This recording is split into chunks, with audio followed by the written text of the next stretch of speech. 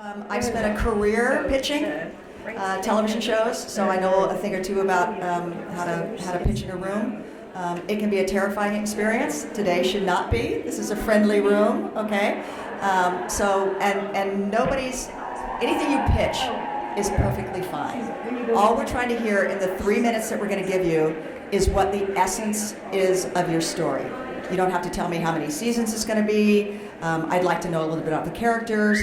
I'd like to know its genre, if it's a horror story or if it's a romantic comedy or it's an apocalyptic sci-fi movie, whatever it is, I'd like to know what it is. And they call this the elevator pitch because, as you know, some of you have been in this panel before, it's that moment for a writer when they step in the elevator and the person that can give them the job is standing there. Everybody used to like to say Steven Spielberg is sharing the elevator with you. And you have like 5 floors to get the pitch out. So that's sort of what we're thinking about today. This is your moment.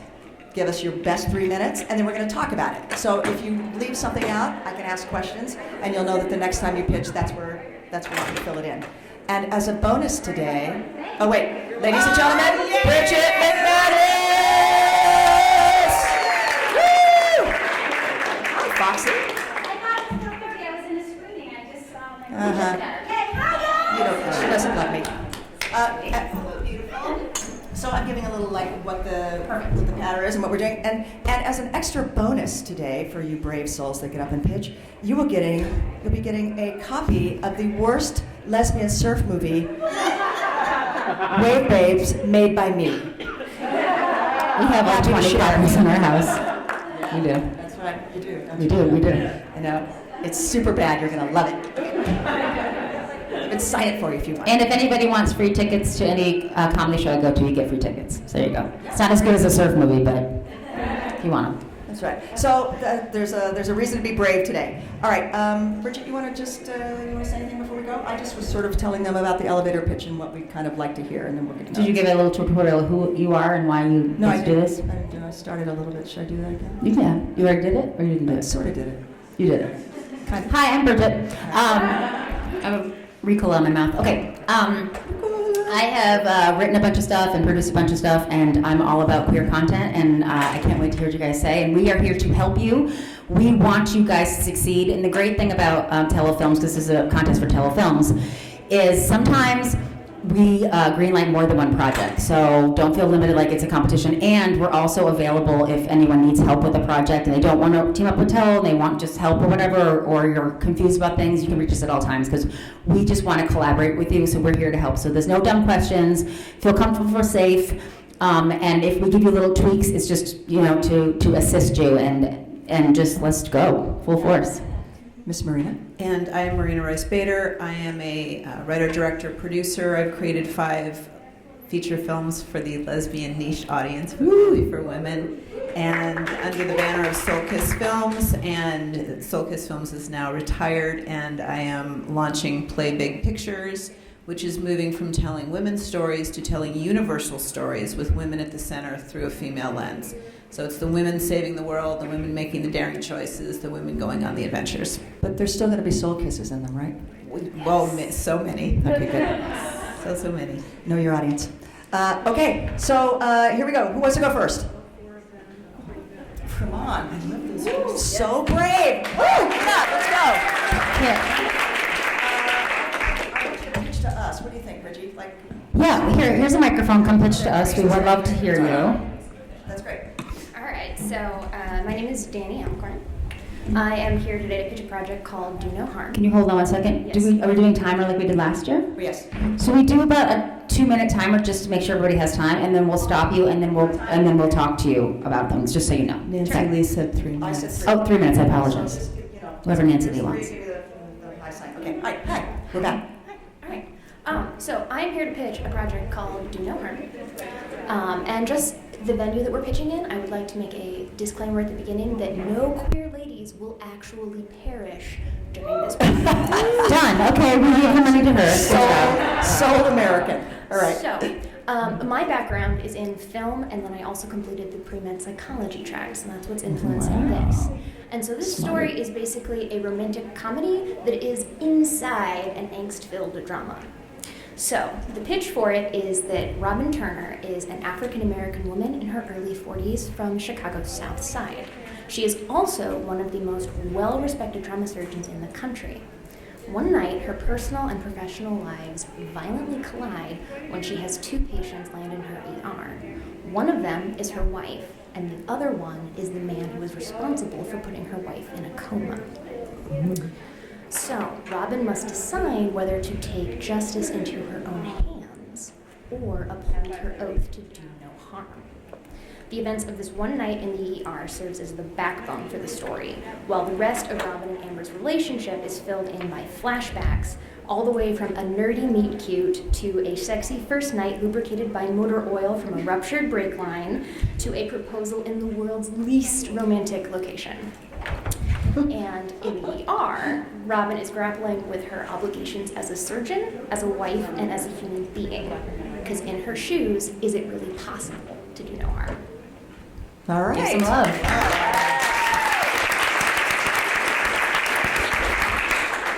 What format is this? This is web series? This is a movie? This is Probably a web series. It's a web series. Yeah. Okay. Do you think you'll shoot it like a movie though, and slice it up that way? Yeah, I think it could be written in a longer form, and then the episode breaks will just kind of fall naturally. It feels like that to Yeah. me. Like it's going to be one night, kind of is the backbone. So. Okay. Cool. I like the flashback aspect of that, showing the relationship. That's a great idea. Yeah, we want to root for that person. Yes, right? we Yeah. really need to root for them, especially if they're considering. Yeah, so you get to see all the way from Yeah. the whole development. So how are you going to sort of villainize the villain? Like, how are we going to know that? The villain is going to be villainized by a relationship in the past with her wife that was abusive. And we'll see so that? We'll see that, and we will. The whole thing hinges on the fact that Robin's coworkers don't know the connection, but Robin does, and so that's putting her in an even tighter spot as she's trying to decide whether she should even be operating on this person or if she should tap out or what. And we won't know till the end what her decision is? We will not know what her decision is. I like it. Yeah. All right. All right, give it up. Oh, this.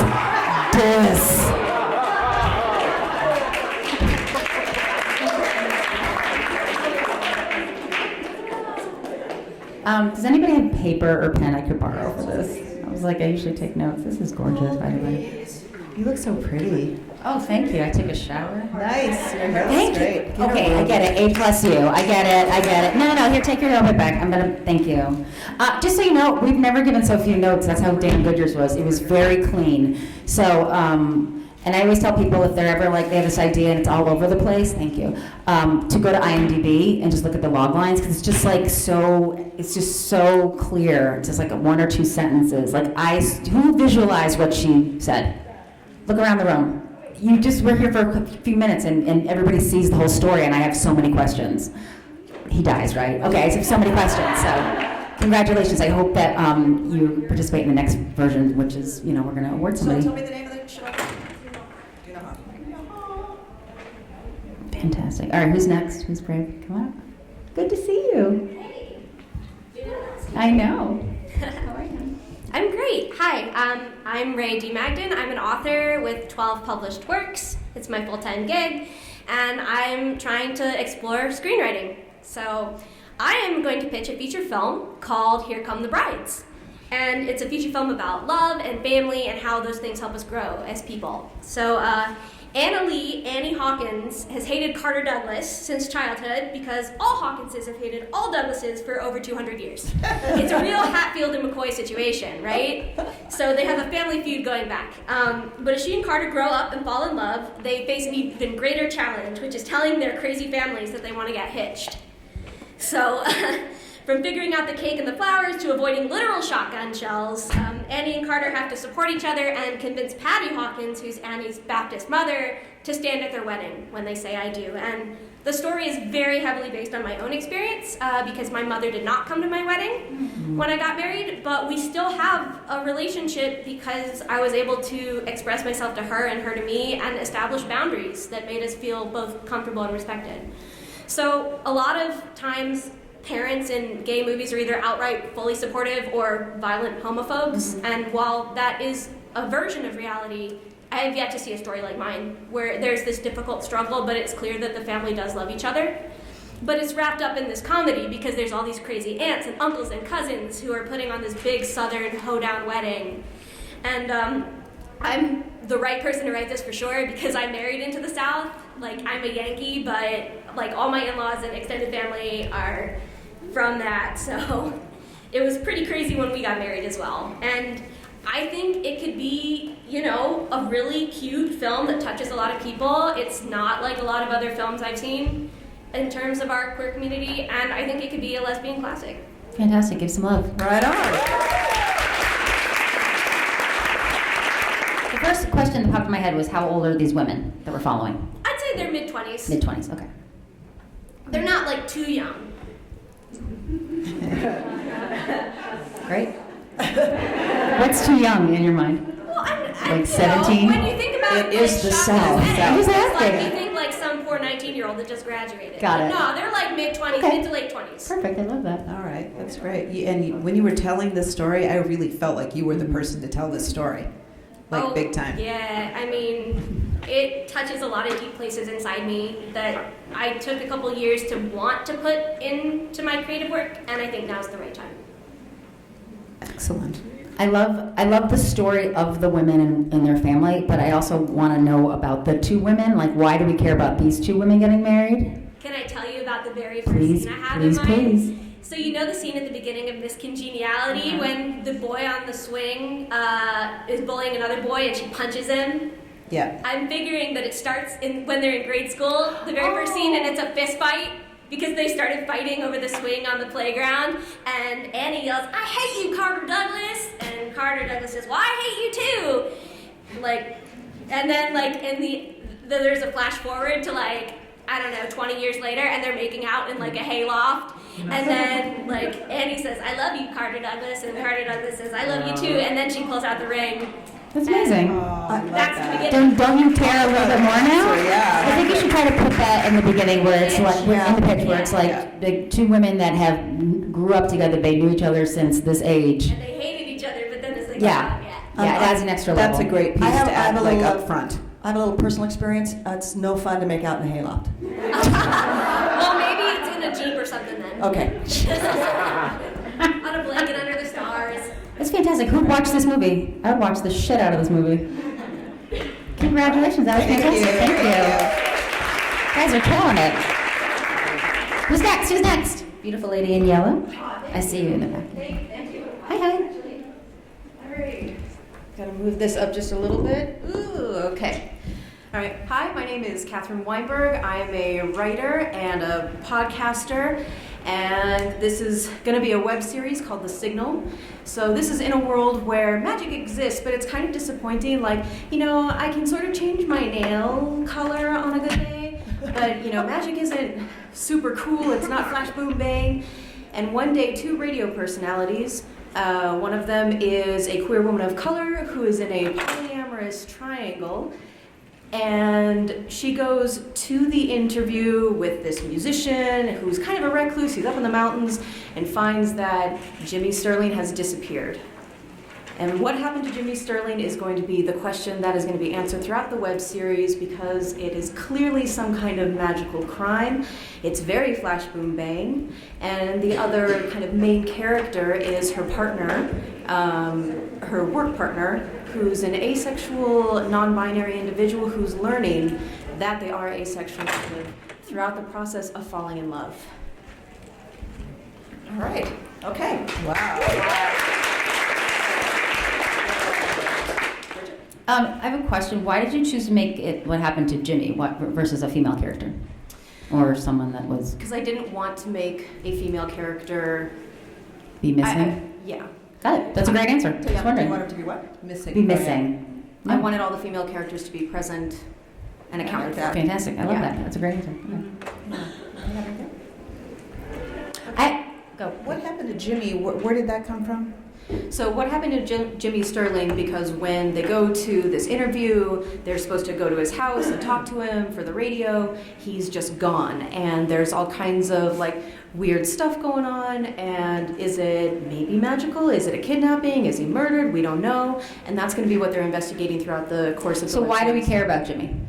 We don't Who care, is Jimmy? We Why do we don't care? care about Jimmy at first, Okay. except that he's, he's a job. He's something that they have to, kind of on the to-do list. But as they're digging more into Jimmy's life, realizing like, oh, he was actually really involved in like writing a lot of secret academic papers and kind of publishing them anonymously, kind of finding out who he is and what his background is as a part of discovering why he might have disappeared. This is just my suggestion. You don't have to take it. Mm-hmm. That Jimmy would be someone that means something to these characters, why they would be invested, and then that reason we'd be invested. Because if it's someone that's like just a job, whatever, then it's like, well, let the police handle it. Like, why Agreed. are they doing it? If it's someone they put on a pedestal, like their whole lives they looked up to this one amazing mystical writer or whatever, and we're finally gonna meet them. Like just for me, I need to find a connection. I wouldn't want to be like episode 3, we're like, oh, we're still fucking looking for Jimmy. Like that would just, I mean, especially if it's not a hot chick. Like I don't fucking care about Jimmy. You got enough guys out there in the world. Fuck Jimmy. I killed Jimmy. Fuck him. I mean, that's just me. I mean, you also have to know your audience, especially if you're going to do Tello. Tello is women, and also like queer people, not people that necessarily identify as women, but we're not catering it all to men. That's why I am pressing about like what's the deal with Jimmy. Just because if they care about this person a lot, then I'll care about this person. If they just don't care, then Agreed. There has to be a really compelling reason why they get invested in giving a shit about Jimmy. And honestly, the audience needs to care about him as well. Needs to care about him. So there has to be a very clear and present reason up front why they don't just go, I guess we won't do this interview. because your Let's two go female make out. leads are not, Who cares about Jimmy? are they in a relationship? Your two female? No. So then, like, if no one's having sex, I don't fucking care about Jimmy at all. You know what I'm saying? Like, is there any romance aspect to it? Yeah, there's the asexual person who's in the process of falling in love and also realizing that they are ace. So they find somebody at some point? No, they're already roommates with this person. This is Okay. roommates turned lovers. I want to hear about that fucking story. Roommate, okay, yeah, okay. I think you should add that into the lesbian lead on that a little bit. So Okay. yeah, just like again, like Bridget said, especially for Tello, tell us why. Keep in mind your we can't. audience. Yeah. Cool. Cool. All right. I think it's magical. My do no harm lady, what is your first name again? Danny, thank you, Danny. Do you with an I or a Y? Just checking. You want to pick Nancy? Huh, yeah. Right there. Ooh, I like your outfit. Hello, my name is Caitlin Clear. Caitlin. Hi. I'm here to pitch a comedy to you guys. Right on. I'm really I'm tired of sad lesbian stories and sad coming out stories. Web series, TV Web series? series. Okay, great. Web series. I was fortunate enough when I came out to have a lot of older lesbians around me and to hear their stories, and they made me really feel comfortable. As old as confident. Nancy Lee? Like, how old are we talking here?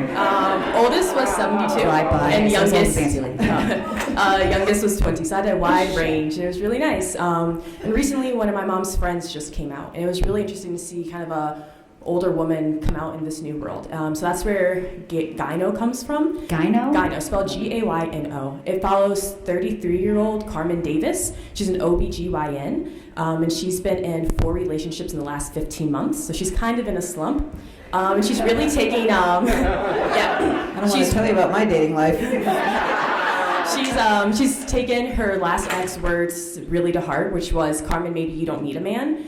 And so that's kind of left her thinking, oh my God, like what does that mean? And she starts talking to her best friend Rachel, who happens to be bisexual, and it's kind of her coming out to herself, and this experience of what it's like to be older and to dive into the community that we have right now. Also, something I wanted to add, one of my favorite parts about being at ClexaCon is seeing a lot of just I'm 22, but not seeing usually when I go to conventions, a bunch of teenagers and no older than 25, but I love seeing happy gay women who are older. It just makes me so happy because it kind of gives me hope. And I wanted to have Carmen be part of the fandom experience. I wanted her to be really nerdy. I want her to be obsessed with fandom and kind of find her place as a queer woman in fandom as well. So that's Gyno for you.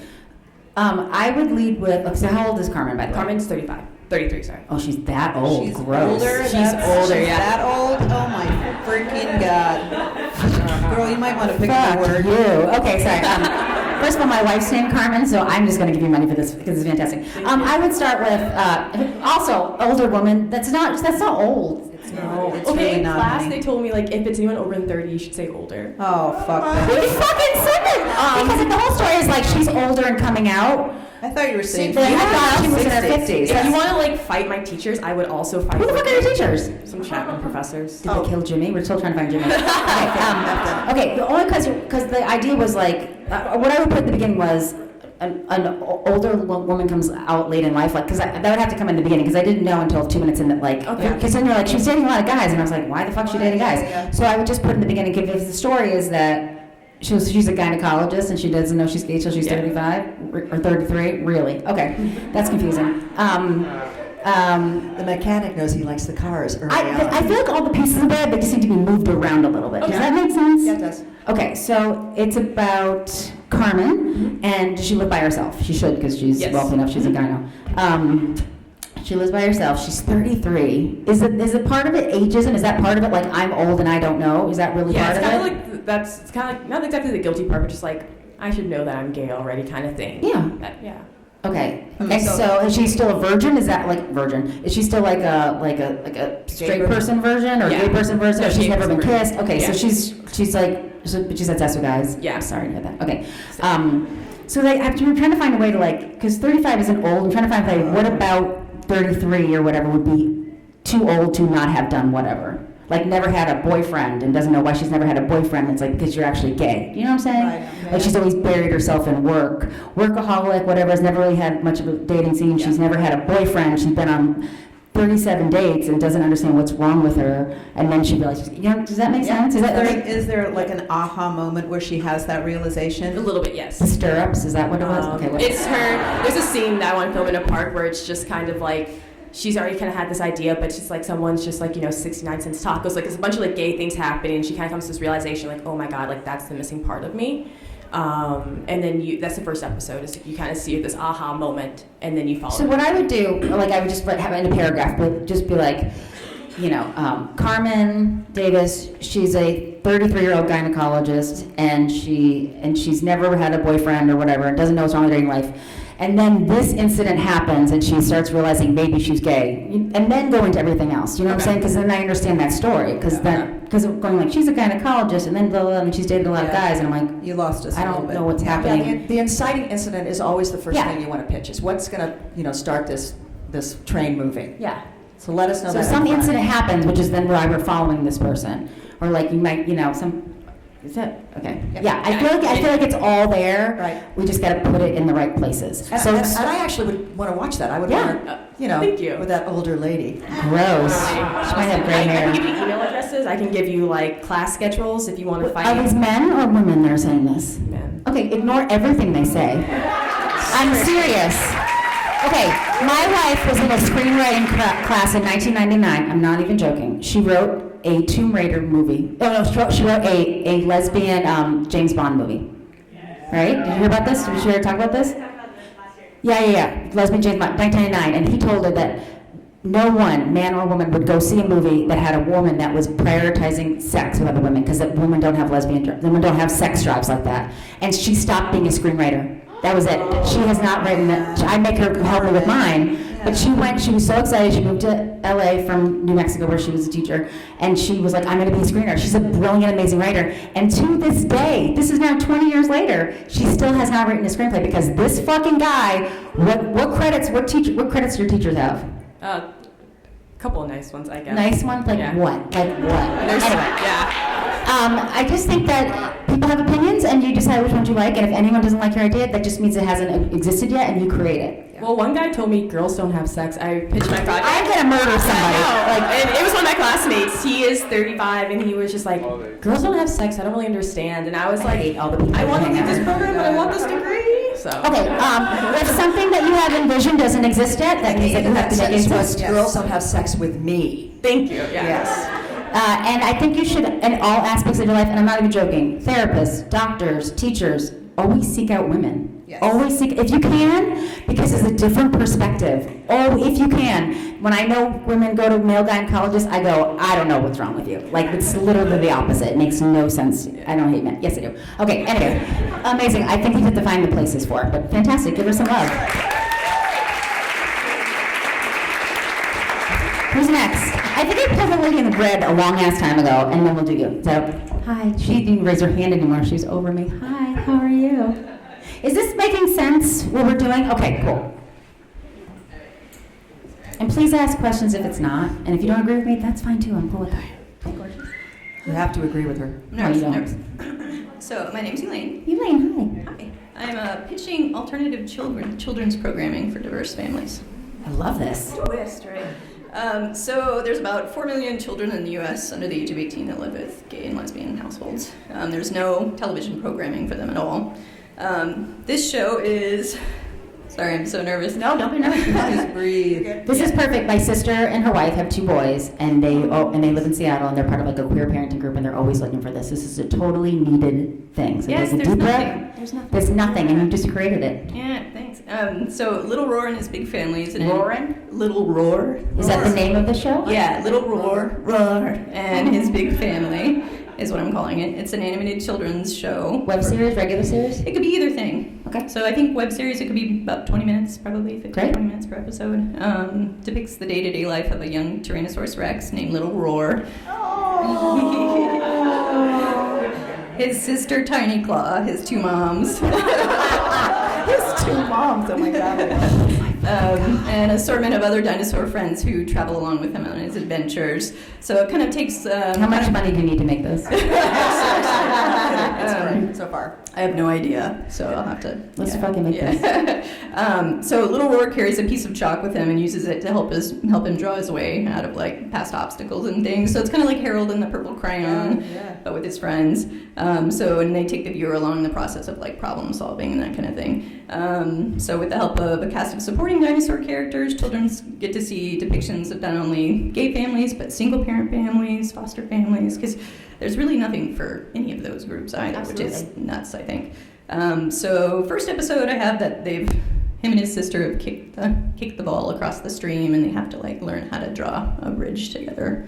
So teamwork and sharing and that kind of thing. So It's awesome. It's fantastic. Come on. Give it up. That's amazing. So are you an animator at all? I'm not. Okay. I'm not. So I'm a writer. Fantastic. So we did pair with an animator. What kind of style of animation do you like? Like, is there what show did you mention that you like? So there's actually a really cool show on Netflix right now called Pedro. Pedro? Yeah, have you seen- it's actually it's an autistic boy, and he goes into his imagination to help him kind of deal with problems. The animation style I think is so accessible and childlike. I love it, and it's not. Like, you should track down who the animator is. There's a company I know I think it's called Binto Box that does this. It's working with my friend Allie, the guy who's a lesbian. So there are things coming out. So the first thing you should do is pair you with a lesbian to do like a storyboard. Or not have to be a lesbian. Or an animator. This is just how I think. To pair you with a storyboard. And also my brother, who's the nicest, if you need someone just at the beginning stages to do something for free. I love it. He's a Yeah. comic book artist. Wow. To not only pair this with this, but this needs visuals. So Yeah. we need to see this. And this might not be the right audience for Tello, but I think this needs to be made, and I will help you make it. That's This is fantastic. awesome. Can you give her some love? That's fantastic. Thank you. Well done. Because I mean, I'm not trying to be wrong, but like I don't know that would work for Tello, because Tello is definitely for adult lesbian women, and I like this, but I don't know that we have a streaming market, because now we're on like Roku and we're all over the place, and I don't think that we're trying to bring kids to our site. Just that's why I'm saying that. But yeah, that's magical. Yeah. Congratulations. Yes, gorgeous. Yes, of course. No, I'm just saying hi to you. Hi. I'll let you pick. I'll stop. I'm sorry. Okay, breathing. Hi. I'll keep your I car have necklace. actually 2 to pitch. Perfect. The first one What's your name? is Melissa. Hi, Melissa. Hi. The first one is a socio-political farce. It's more LGBT. Okay. It's titled The Right Closet, and it's like RuPaul meets Senator Rick Santorum. There's a plane crash, everybody gets amnesia, and that's where the party begins. That's the first one. The second one is an older, younger romance titled Smile Number 7. And it's actually the story of a 4-time Oscar-winning actress who has to face her reckoning because she's gay, but she's fallen in love with a much younger woman, and she has to face that reckoning in the world. And it has a really happy ending. Oh, good. I love it. Are these movies, series, web series, short films? I think it could really be engineered however you want to do it. I see Smile Number 7 more as a film. Oh, it's a movie. Okay, I great. see that as film. That makes sense. The Right Closet could be episodic because it's a socio-political farce and there's so many opportunities. Like, sort of like Veep in tone, right? You know, I don't watch the show. Oh, Do you have a show you can you'll love compare it to for tone? If you don't know, that's okay. Alana? Can you come up with it? So I have a lot of questions about Yeah. Right Closet, because you were like, it's RuPaul, Rick Santorum, and then there's a plane crash. The whole bottom line to this storyline is everything that's happening to roll back all of the gains we've made. You know, all of a sudden now equality in marriage is again under scrutiny.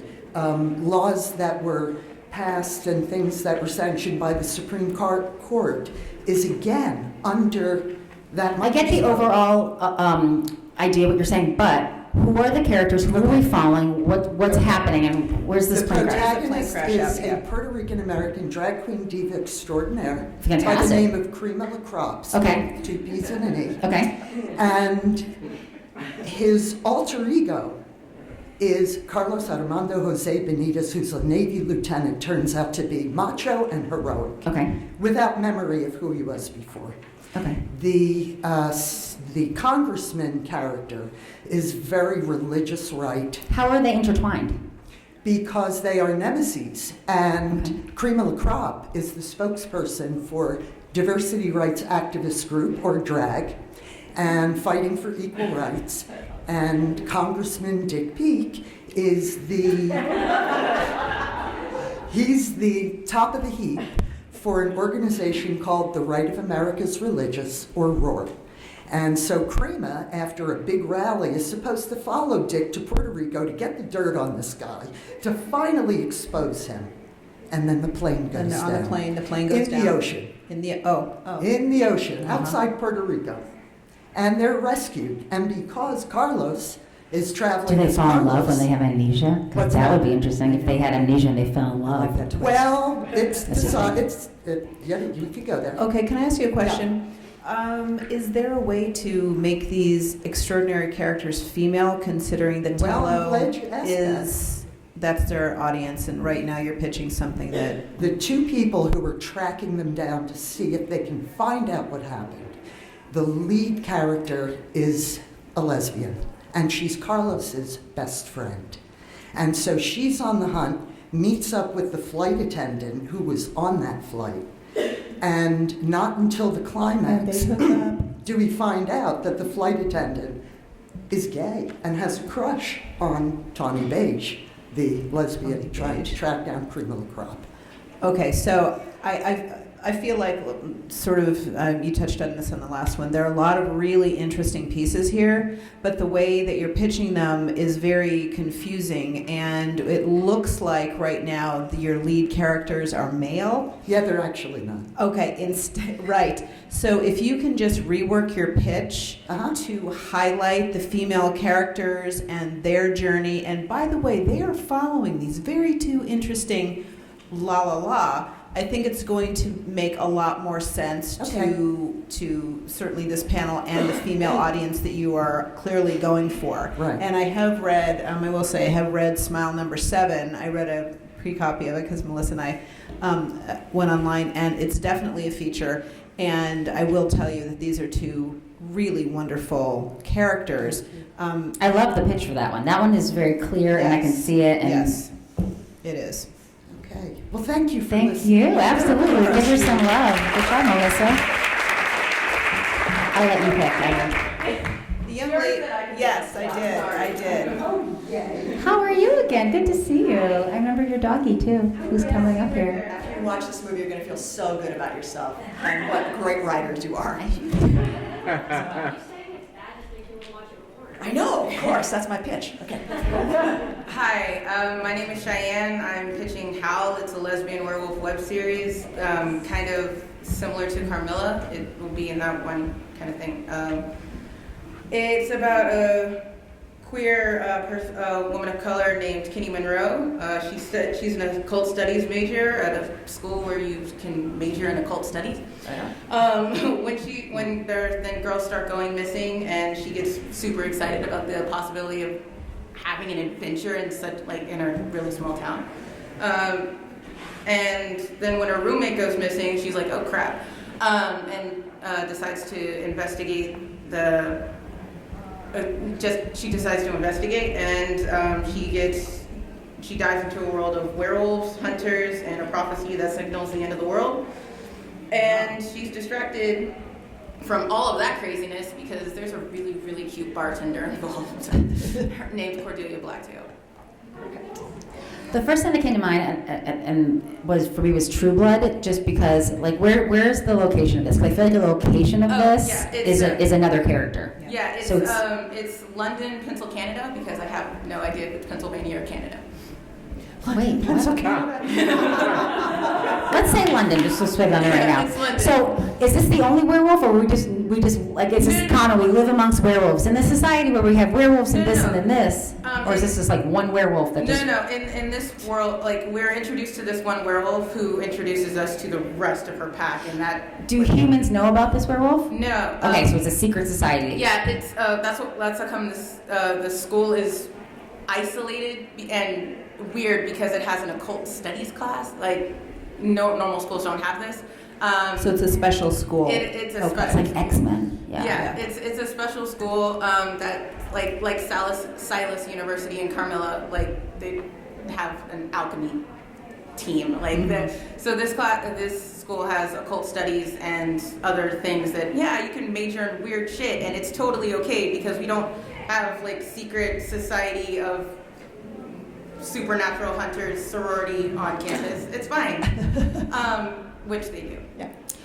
So I guess my question is, this character, this lesbian werewolf, she already knew from her childhood that she was a werewolf. She comes from a werewolf family. Yeah. So now this is like werewolf college or whatever she's in, right? Yeah, no, she's going to this college because it was the only one that would accept her, because she's the type in my world there's 4 different types of werewolves, and since she was born a werewolf, she was raised in the backwoods. She really doesn't have any history on the internet. She doesn't like the internet. She doesn't like anything to do. Do they ever interact with humans, or is it just werewolf world? No. This It could be the name of the show. No, I'm just kidding. That's a different show. No.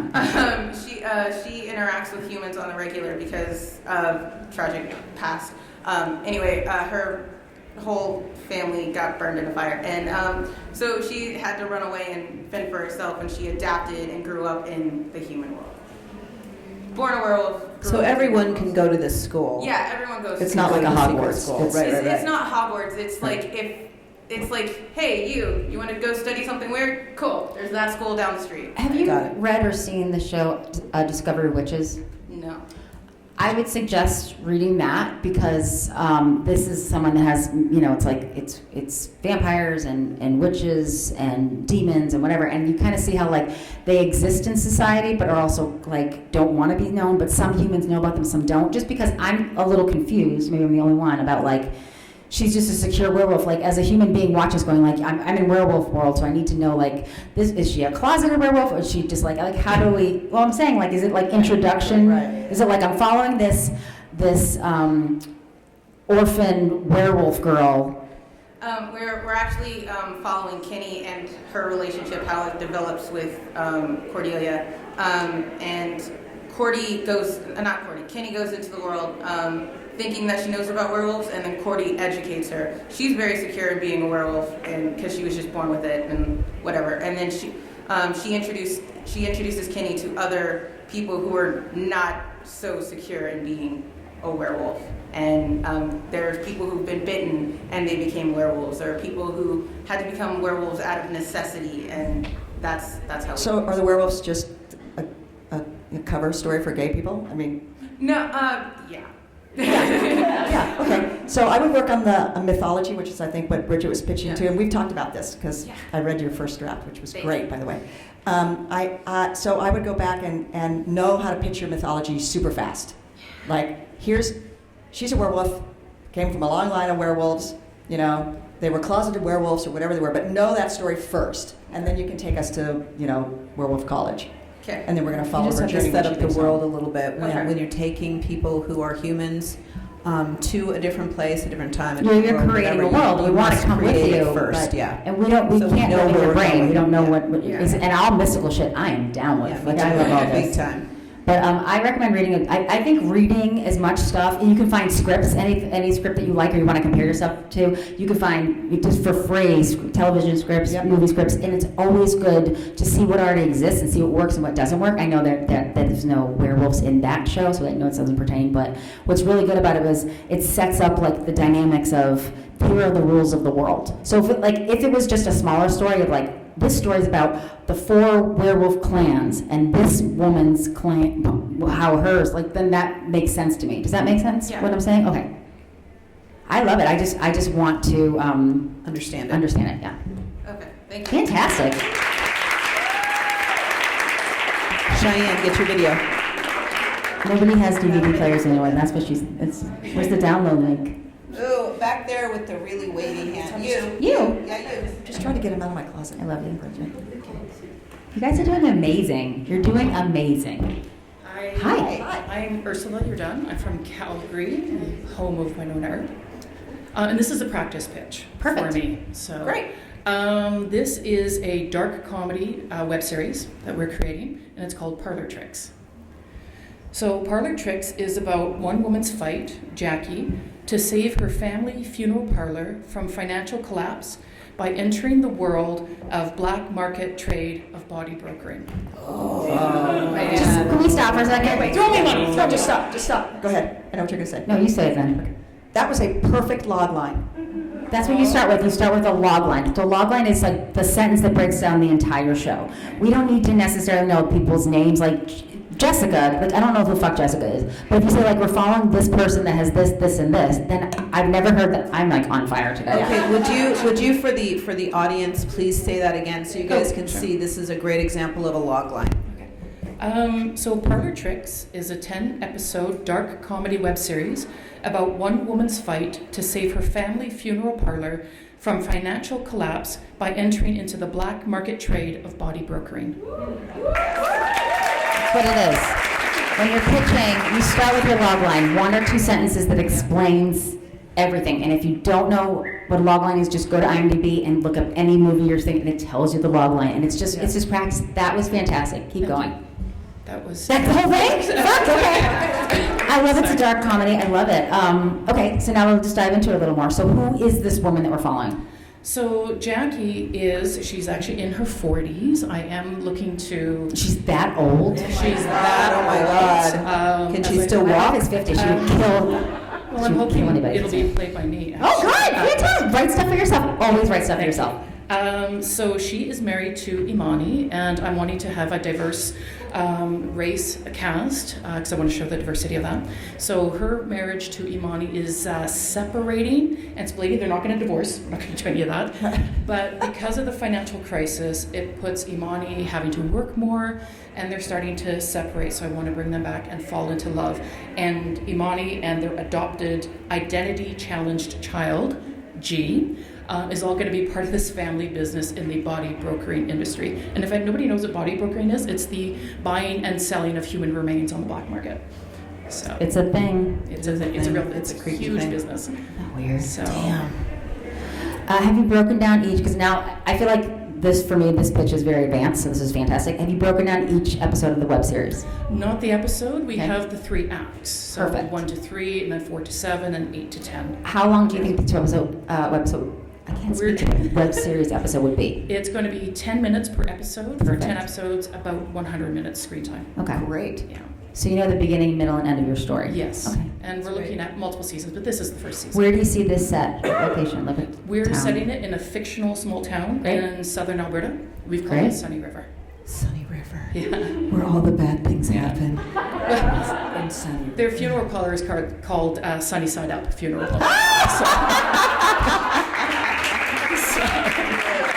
It's fantastic. Yeah. This is fantastic. You did amazing. Give her some love. That was fantastic. Thank you for listening. Yeah, absolutely. Hey guys, for log lines, by the way, I finally found something that worked for me. It's called a kinetic log line. Just look it up. There's like log lines are really tough to do. And it's called a kinetic log line. I can't remember the guy who created it, but if you just Google kinetic log line, you'll find it. It's a really great, easy to use sort of template. Yeah. You want to pick Nancy Lee? Hello, hello.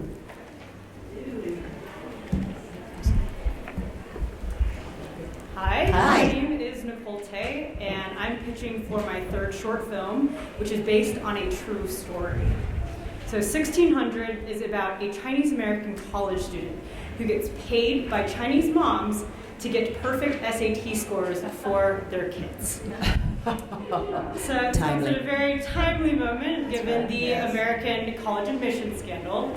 So through 1600, I really want to explore themes around race, class, privilege, and what it means to succeed in America. So 1600 follows Diana, who is a queer, low-income student at Columbia University. She's tutoring Amy, a high schooler, for the SATs. When Amy's brother suddenly dies, Amy still tries to take the SATs. However, her mom, noticing that her daughter's not going to get the score she needs to get into Harvard, petitions Diana to take the SATs for her. So Diana agrees, however, she continues to take the SATs for other Chinese families.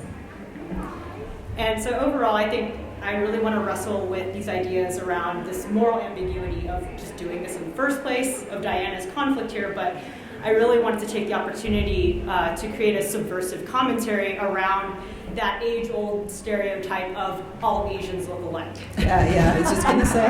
Yes, and so in 1600, you're really seeing that played out, both in a compassionate sense, but also nefarious. Where does 1600 come from, the SAT score? Yeah. Yes, Okay, all that's right. a perfect SAT score. All right. Brilliant. You didn't know that? What did you get? A 920? I'm just kidding. I'm just messing with you. Bridget, I used to love you. My dreams about you are about to change. I love you. Both of you are cheating on me right now. I'm really upset. So this is just my take. It makes sense. It's totally clear. Sometimes you have ideas that come out at the wrong time, and I mean, but like there's been so many things that I've been like, oh, this is great, and then it already exists in some way. Because of what's happening right now, for me, it parallels too much of what's actually happening right now, and there's such a. It seems like overall people are very negative about all the parts that are involved in that. So off the bat, I'm going, I don't like this person. Yeah, there's no hero. We're kind of not rooting. So that's why I'm thinking, like, is there? I mean, it's like I hate to change it because like it actually is very clean and it makes sense. And also, if let's say we fund you today and we shoot it or when I edit it, whatever, it's a year from now it comes out. It's dated to now. It's to because this thing just happened. But I don't want you to get rid of it because I really like it. I feel like if you could weave a really interesting relationship in there, we wouldn't care that the news information is dated or that we've seen it before. I think if you could, if we really can focus on that character that takes us into that world, maybe reluctantly, and has a conscience over that, it might help. Can I ask you a quick question? Do you have anything else that you're working on right now that you could quickly pitch us? I unfortunately don't. That's okay. That's okay. Okay, that's totally great. But just wondering if there were any, if you had a moment. Yeah. So, all right, so good. I mean, I will just add that I actually had written this script the day before. I'm that sure. scandal That always happens. Yeah. It totally happens. But, I mean, especially in that vein, I didn't want to let go of this great story, and so I really wanted. I think what I intentionally tried to change about it was amping up what it means to, I guess, in this current system. It's a college admissions system that is rigged towards a particularly elite privileged group, and they're rigging it again. Right. And so what that means to do that same thing in a lower income immigrant kind of scenario, and to really dial up those two acts being done from different circumstances. Okay, so maybe it's a matter of you rewording the pitch and putting the emphasis on the class struggle, etc., and maybe change the title. Because so it doesn't sound, because right now it really does sound, because I thought, I think that's an SAT score. I love you. Stop it. Don't do that. I'm kidding. But so the focus is elsewhere. This is just part of the story, that this is how this girl has figured out how to survive or make a living or whatever it is that she's doing. And that's a really Because following someone who's low income but who's so smart that could do that. Yes. Like I want to know about that person. That part like is that. interesting. Like she's a likable person already because she's Yeah. just like it's not fair Yeah. the struggle she's going through. I'm just trying to. And I apologize. I'm just trying to figure out how to No, work. and obviously for Tello, we're going to want to know who's queer and who's not, and follow their story as well. So, Yes. Okay, great. Thank you. Thank you.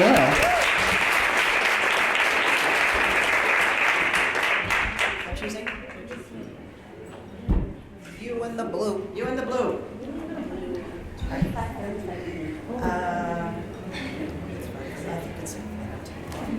How many more people wanted to pitch today? 1, 2, you're pitching 3, 4, 5, 6, 7, 8, 9, 10. Okay, we're gonna go super fast. Okay, we're gonna really. We gotta go fast. Everybody gets like. Whoever's got the timer going. It's gonna be like a minute. Okay. Hi, Hi. my name is Alicia Constantine. I'm pitching a web series. So, what if being an angel was a production-based job where if you didn't meet your numbers, you go straight to hell? Welcome to Fuck My Afterlife, aka FMAL. This is a story of Grace Rivera, who is a terrible person, but rich enough that it never mattered. She got into heaven on a divine technicality by running back into a burning building to save her Birkin bag, accidentally saving a kid, and dying in the process. Now she's in heaven, and it's the first job she's ever had, and it's being an angel.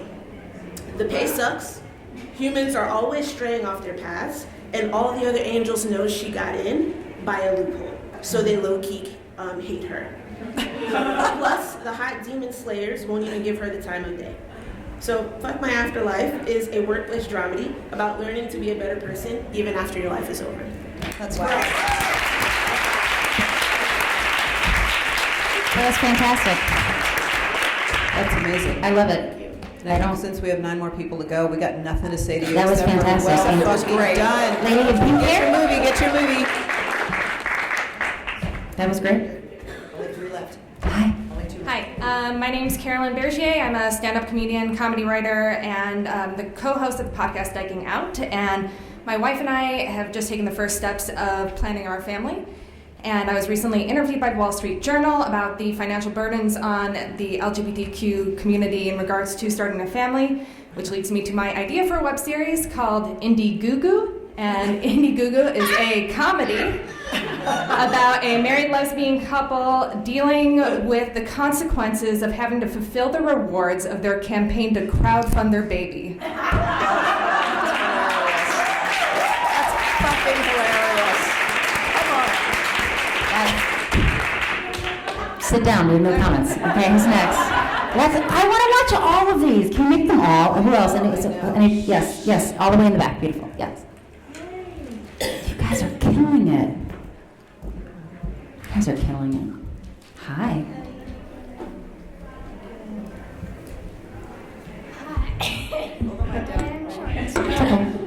Hi, my name is Collie, and my show is a sci-fi show about 2 sisters, Cassandra and Leah, who go on a journey to find out what is happening to Cassandra after she is bitten by a mysterious bug that makes her ill.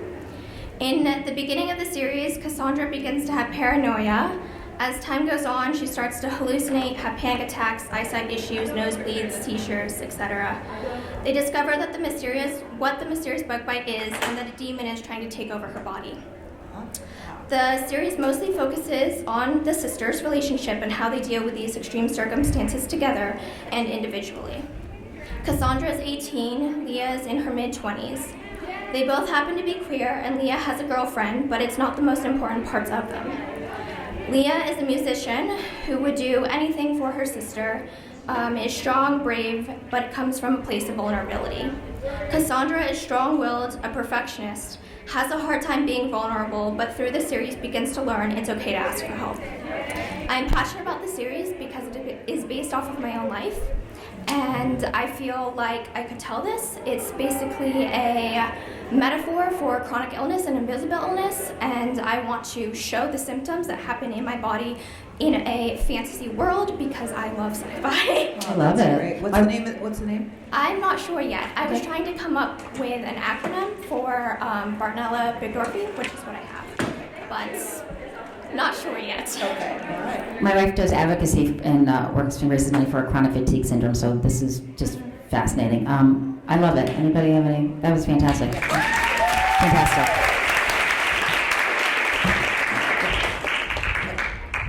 These are so good. I want to watch all of them. How are you? Hi. Very good, thanks.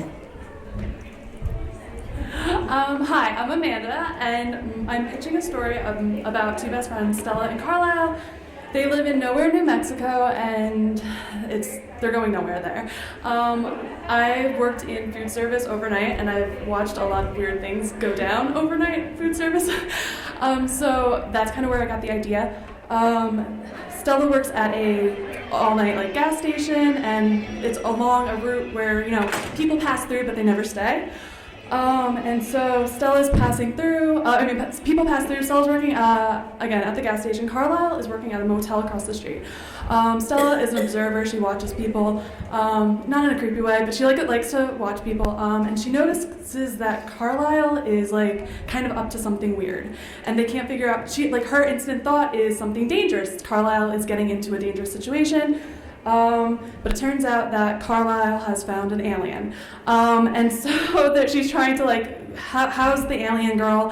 And this story kind of tells Stella and Carlisle are falling in love, and the alien Echo is kind of adapting to the new environment, and she really wants to get home. But All right, I'm going to stop you just because of time. It needs to start with, this follows a woman in New Mexico who finds a lesbian alien. That's your story. So you see it all, but it needs to come out a little clearer and faster. So what I would do is I practice writing log lines about this one person finds this alien or whatever, and they have this romance, and then we can care about her best friend. I don't care about the best friend. That's the story. And it took you, a minute and a half to get to. That's the story, right? And then it's trying to help her get home, but you don't want her to get home. Yeah. Right? Yeah. So it's just this constant struggle, and the alien's really weird, and kind of she's not really blending in, and they're kind of what's with this chick, and so I think you have it all there. You just have to. It's just like you hear something called an elevator pitch. You get in an elevator. You're with this person. You only have a certain.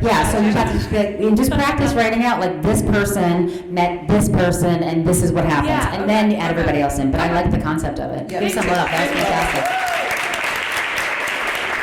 Thank you. Great job, Amanda. Right on. Oh, I'll high five you. You're set. Hey, you guys, anybody that's pitched us, people are leaving, we need to know where we can find you, right? We're doing a second round of this, right? Yes. When's the second round? It's Sunday. Okay, so this is the preliminary, this is just the help workshop, and then there is the final round. You come back and pitch it to Kristen, who's going to make the decision. So 4:15, do we know which room it's in? If you guys have your ClexaCon chart, it's the pitch production round 2. So this is all practice, and anybody who doesn't get to pitch it, we will go outside and we'll finish pitching with you. We're not going to leave you guys. If you're not going to be here during that, then just make sure that we have all your information. Yes, if you're not going to be here, give us your information. If not, just come back and do it again. Yes? Sunday. Hi, I'm Tori. I'm a writer, and I'm pitching a story called The Adventures of Lesmo and Lesgirl.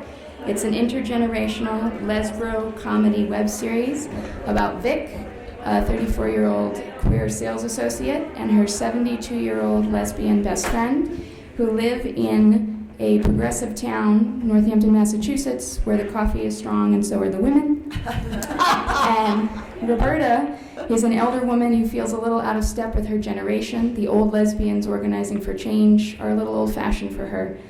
And Vic feels a little old for the very, very progressive, polyamorous, free-loving community where she lives. And they find each other, and over many, many conversations in their living room of Roberta's house, and where they go on trips and adventures together, they learn about each other and the generations between them. So it's like a buddy comedy about two lesbians that are generations apart? Yes. Okay. So that was a terrible log line, but like I need a log line like that. Yes, succinct, yes, So exactly. that's like, because I like the story, but I was kept waiting for it to like, so the story is two lesbians, 35 years apart in age, are best friends, and you know what I'm saying, like a buddy comedy between a 35-year-old and a 7-year-old lesbian. Yeah. Because it's like, the story can either be about an adventure or it can be about the people, and then you'd follow them on any adventure. So if it's about the people, then I need to know about the people and who they are. Does that make sense? Okay, so we have to leave. Anybody who wants to picture us, we're going to go outside. We'll do it outside. Thank you guys. You're amazing. Come back on Sunday. One of you is going to win some money and a production deal. Thank you guys. You're amazing.